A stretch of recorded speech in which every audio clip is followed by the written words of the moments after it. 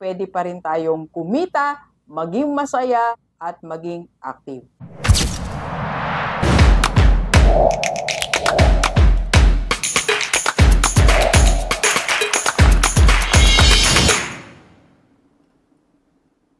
Alright, Universe, pag-usapan naman natin mga simpleng negosyo para sa mga retired. Sa lahat ng mga magre-retire na o retired na, alam mo ba na pwede pa tayong magnegosyo? At meron tayong mga criteria na susundin. 4 criteria bago tayo magsimula ng negosyo. Unang-una, simple and hindi complex na negosyo. Ibig sabihin po, kaya mong gawin. Very simple business model. Second, low stress. Para mabuhay pa tayo ng matagal. Marami po kasing retired kung kailan nagretiro, doon nagnegosyo ng sobrang high stress o sobrang komplikado. Meron po akong client before, sabi niya, Doc, nung nag-retire ako, ginawa ko tong negosyo na to, parang stress na stress ako.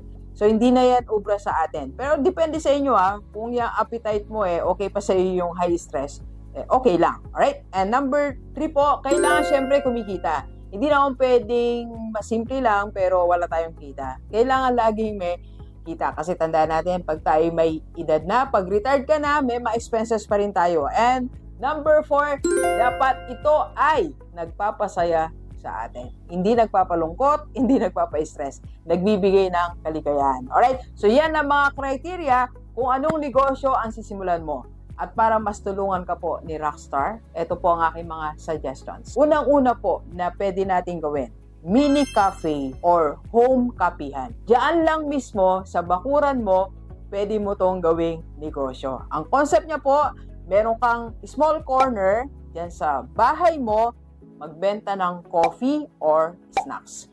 Coffee and bread or whatever. Meron kang sulok na para sa negosyo mo. Why it works? Kasi relax lang po, di ba? Pwede mo simulan sa hapon, alas 4, open ka na hanggang 8 p.m.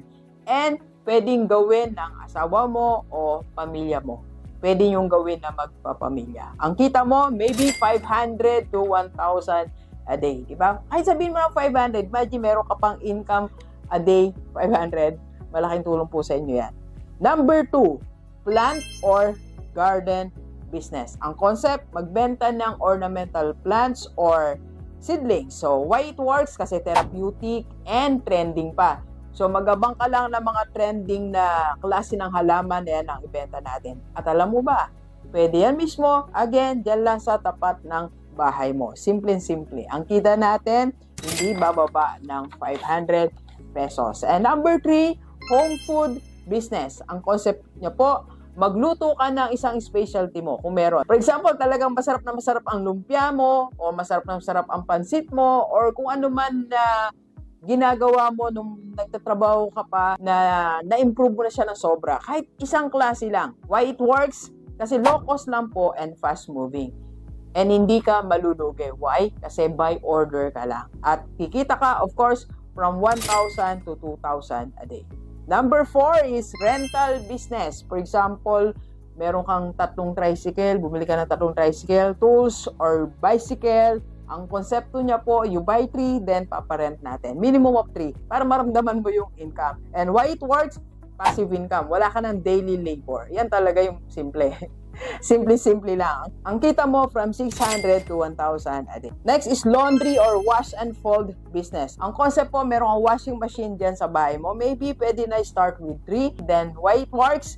So, pwede, steady income. Nandiyan ka lang sa terrace mo, may pupunta na sa'yo pag alam na sa subdivision nyo, pag alam niya dyan sa inyong lugar. Ang kita natin, maybe kahit na 500 a day lang, kita pa din yan. Next is small poultry or egg business. Ang concept, mag-alaga ng mga manok na nangingitlog diyan sa binili mong lupa. Di ba nung nagtatrabaho ka pa or nasa abroad ka, bumili ka ng lupain or lupa.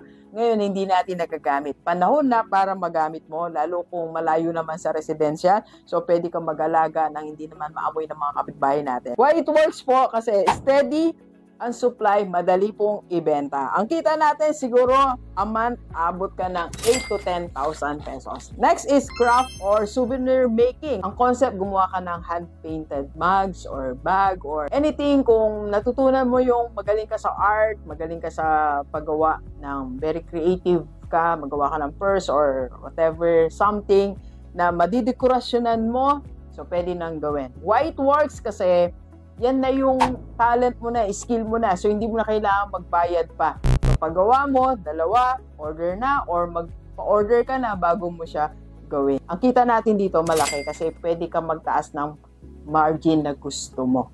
Next po is fresh juice or shake stand. So, concept, gumawa ka ng fresh juice. Sa harap lang din ng bahay mo. For example, pang lunch lang siya. 11 a.m. to let's say 3 p.m. So, yan lang yung time. Nagagawa ka ng fresh juice. Then, why it works? Kasi low capital and high profit margin. And dyan lang din sa tapat ng bahay mo, again, pwede kang tulungan ng pamilya mo. Kita natin, starting mga 700 to 1,000 a day. Next po natin, pero bago yan, magkapin muna tayo. Kapito po tayo. By the way, sa lahat ng mga retired, so pwede ka pong mag-join sa aming community. IMG Rockstar. Yan po ang aking personal FB. Mag-PM ka lang dyan para makausap mo si Doc. And if you need coaching one-on-one, pwede tayong mag-online coaching, mag-PM ka lang po. Ako po ang sasagot. Let's go, let's go. Okay, last natin is sari-sari store. Ang concept, very classic, di ba? Pwedeng mini convenience store, general merchandise. Diyan mismo din sa harap ng bahay mo. Why it works? Guaranteed po kasi ang benta niyan. Malinaw pa sa sikat ng araw, may bibili. Maniwala ka sa akin, hindi pa bukas ang store mo, may nag-aabang na.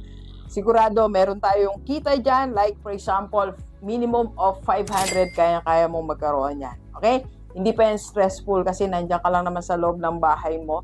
So kung ano yung oras mo gusto magbukas, magsara, depende na po sa iyan. Alright? So sa atin po lahat na pa-retire, pwede pa rin tayong kumita, maging masaya, at maging active. So, ang sikreto, simpleng negosyo. Maliit lang pero tuloy-tuloy ang transaksyon natin. Masaya at higit sa lahat, meron kang kita habang ikaw ay retired. Alright, let's go, let's go. Kape po tayo, Gilivers.